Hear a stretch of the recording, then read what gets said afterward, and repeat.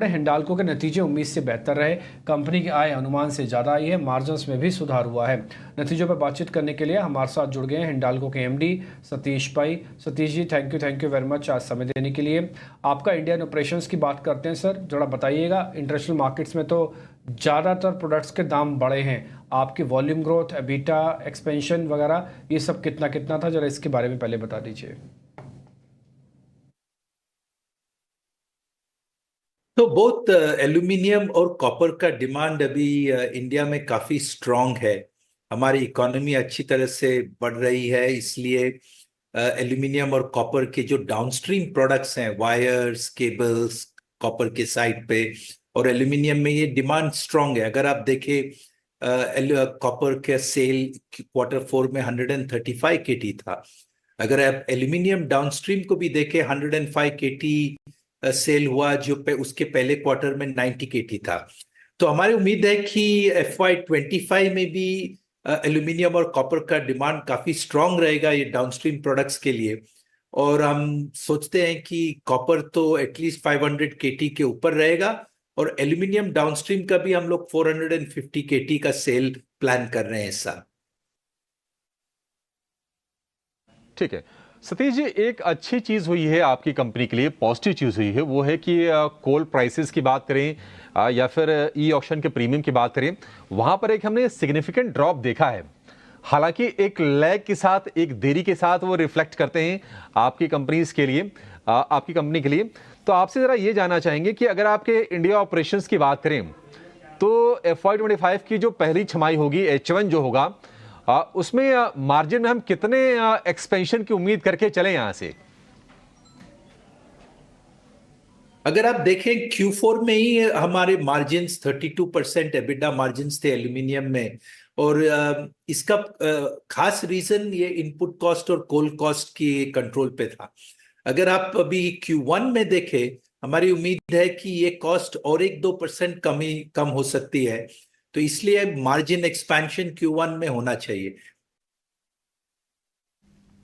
Right, नमस्कार सतीश जी, मैं सृष्टि बात कर रही हूँ। और अब अगर हम देखें तो अच्छे नतीजों के बाद कंपनी अब एक नेट कैश पोजीशन पे है।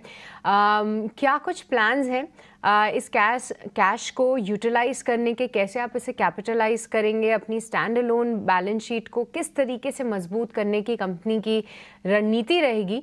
और साथ ही साथ घरेलू बाजार में किस तरीके का केपेक्स, बैकवर्ड इंटीग्रेशन प्लान कर रहे हैं? और क्या आप कोई इनऑर्गेनिक अपॉर्चुनिटीज भी देख रहे हैं ग्रोथ के लिए?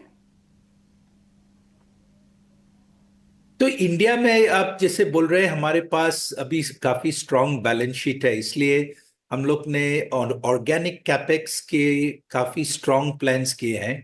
हमारा प्लान है कि इस साल 6,000 करोड़ कैपेक्स होगा, और अगले 2-3 साल में भी 6-7 हजार इसी लेवल पे हमारा कैपेक्स का प्लान होगा।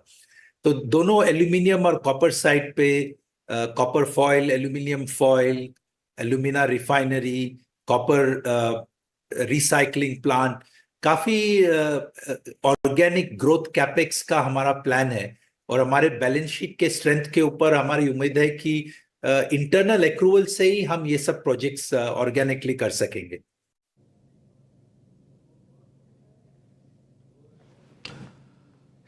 ठीक है, आगे एक शेयर और हम एक पॉइंट आपसे और पता करना चाहते हैं सर, वो है प्राइसिंग ट्रेंड को लेकर।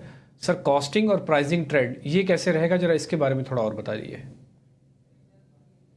हाँ, कोल के अलावा अगर हमारे लिए जो इम्पोर्टेंट है, सीपी कोक, पेच, कॉस्टिक, ये सब input cost year on year basis पे अगर आप देखें तो 28% कम हुआ है।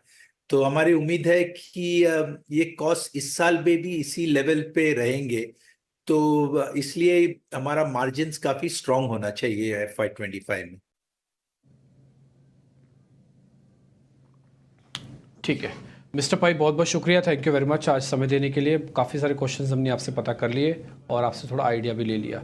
खैर, इस बीच बाजार धीरे धीरे करके थोड़ा नीचे आ रहा है, मैं इस पर बाद में आऊँगा, लेकिन पहले एक बार कुणाल परार, एक बार हिंडाल्को जरा आप चेक कर लेंगे। वेल, डेफिनेटली सर, हिंडाल्को इस लेवल पे 680 के अराउंड ट्रेड कर रहा है, और पिछले 3-4 दिन से डिम्पेज देखने जाए तो एक साइडवेज मोमेंटम पे ही है। लोअर लेवल पे 665 और ऊपरी लेवल की बात करो तो 690। सो मेरे हिसाब से फिलहाल वेट एंड वॉच करके चलने की सलाह है। एंड अगर स्टॉक लोअर लेवल ब्रेक करता है, यानी कि 665 के नीचे का लेवल ब्रेक करता है, तो वहीं पे हमें 50 MA ऑन आर्ली चार्ट का भी ब्रेकडाउन देखने को मिलेगा, और उसके बेस पे स्टॉक नीचे हमें तकरीबन 635 तक का भी लेवल दिखा सकता है। ऊपरी लेवल टूटने के चांसेस अब फिलहाल कम है, क्योंकि स्टॉक ने ऑलरेडी एक बियरिश एंगल्फिंग कैंडलस्टिक्स बना दिए, वो भी एक इक्विवेलेंट ओपन एंड हाई के साथ। सो व्यू मेरा अभी फिलहाल नेगेटिव साइड का है, अगर 665 ब्रेक होता है तो। सो टोटली टाइमिंग के लिए अवॉइड करने की सलाह रहेगी।